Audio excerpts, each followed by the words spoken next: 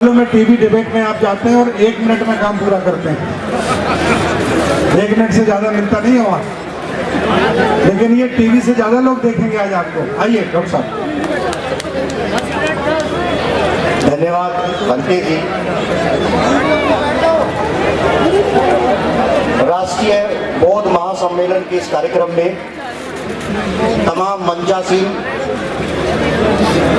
तमाम मेहमानगण, तमाम भिक्षुगण, परम पूज्य बाबा साहब को नमन। और ये मेरे लिए बड़े फख्र की बात है आदरणीय भंते जी कि आपने मेरठ की इस दलित आंदोलन की एक महत्वपूर्ण जगह 1953 में यहाँ बाबा साहब आए और आपने यहाँ एक इतना बड़ा भव्य कार्यक्रम करके हम तमाम जो मेरठ वासी हैं उनको आपने गौरवान्वित किया। साथियों, 2 ही मिनट में अपनी बात खत्म करूंगा। बातें साफ होनी चाहिए, क्लियर कट एजेंडा, कोई कंफ्यूजन नहीं। बौद्ध सम्मेलन है, 2 लाइनें भगवान बुद्ध के लिए। जीने की इच्छा ने जानने की इच्छा को जन्म दिया। आदमी का स्वभाव यही है कि प्राकृतिक आपदाएं और दुखों ने उसको ये मौका दिया,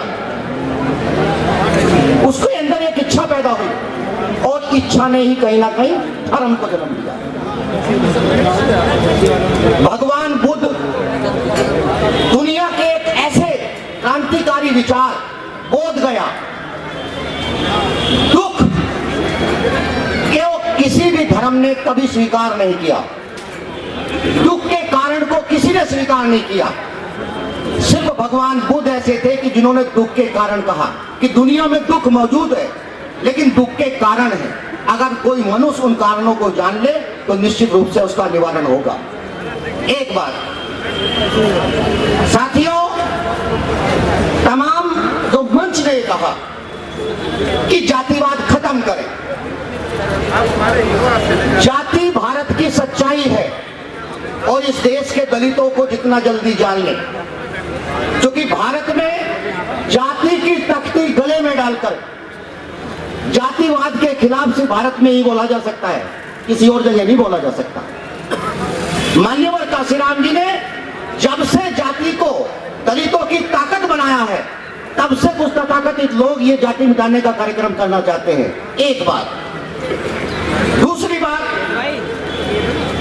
ये सच है कि आज भारत में राजनीति के पीछे धर्म है, कहीं ना कहीं धर्म की पॉलिटिक्स है। मेरा मानना यह है कि धर्म की लड़ाई को कोई भी धर्म से नहीं जीत सकता। भारत में धर्म की लड़ाई को खत्म करने का एक ही तरीका है कि सामाजिक न्याय की लड़ाई जितनी बुलंद होगी उसी दिन भारत के अंदर कहीं ना कहीं जो धर्म की लड़ाई है, जो धर्म की राजनीति है, वो कहीं ना कहीं खत्म हो जाएगी।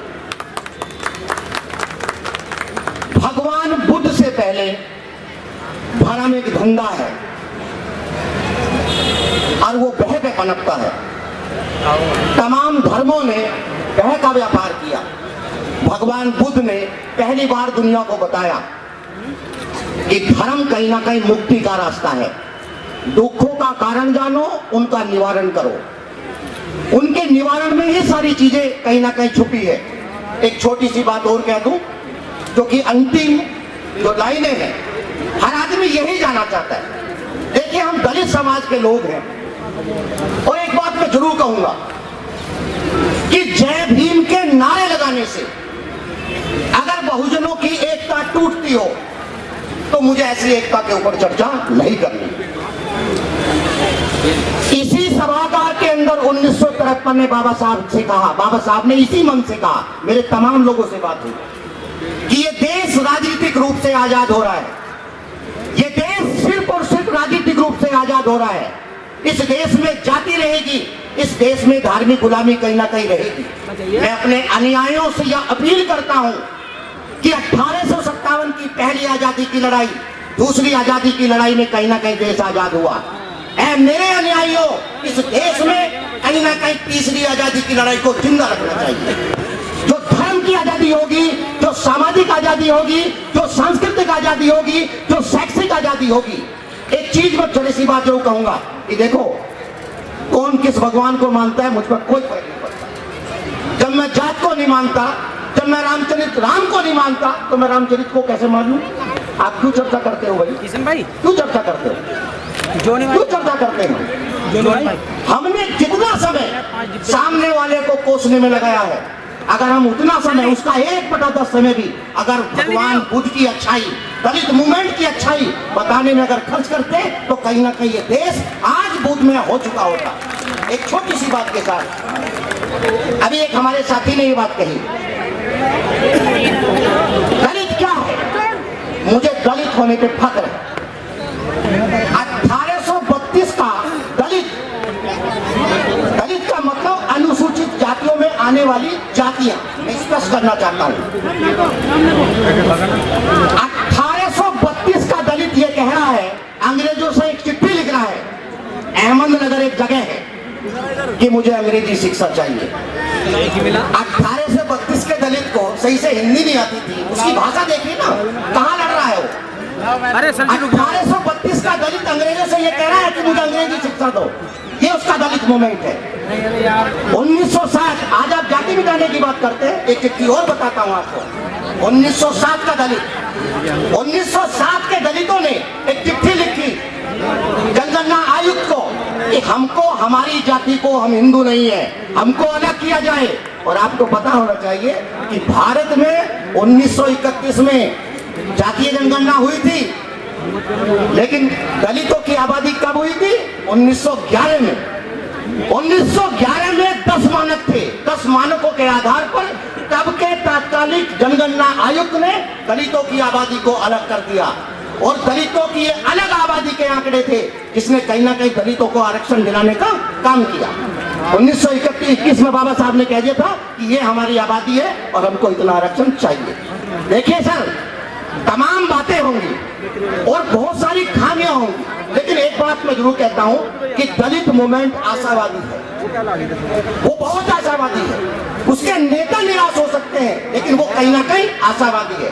और मेरा मानना यह है कि आने वाला समय, दुनिया इस बात को जानना चाहती है, ये दलित खाते कैसे हैं, ये दलित सोचते कैसे हैं, ये दलित करते कैसे हैं, पूरी दुनिया ये जानना चाहती है। क्योंकि अम्बेडकरवाद पनपा है, बहुत मजबूती के साथ पनपा है। एक छोटी सी बात के साथ मैं अपनी बात खत्म करूंगा। मुझे ऐसा लगता है कि दलित मूवमेंट में जो सबसे महत्वपूर्ण चीज होगी, वो होगी सांस्कृतिक पहचान। वो होगी कहीं ना कहीं सांस्कृतिक पहचान। जो आपकी पहचान है, जो आपके कपड़े हैं, जो आपका खाना है। मुझे अगर लहसुन पसंद है, अगर मुझे प्याज पसंद है, तो मैं प्याज की बात करूंगा। मुझे अगर चटकीले भटकीले रंग, एक लाइनें थी, द कलर्स ऑफ दलित। कल वही लोग ये कहते थे कि ये रंग क्या है, ये दलितों के रंग है। आज वही लोग ये कह रहे हैं कि नहीं, ये रंग सारी दुनिया पहनेगी। मेरा मानना ये है, चलिए मैं अपनी बातें रखी। नमो बुद्धाय, जय हिंद। जय हो सच्ची सरकार जी।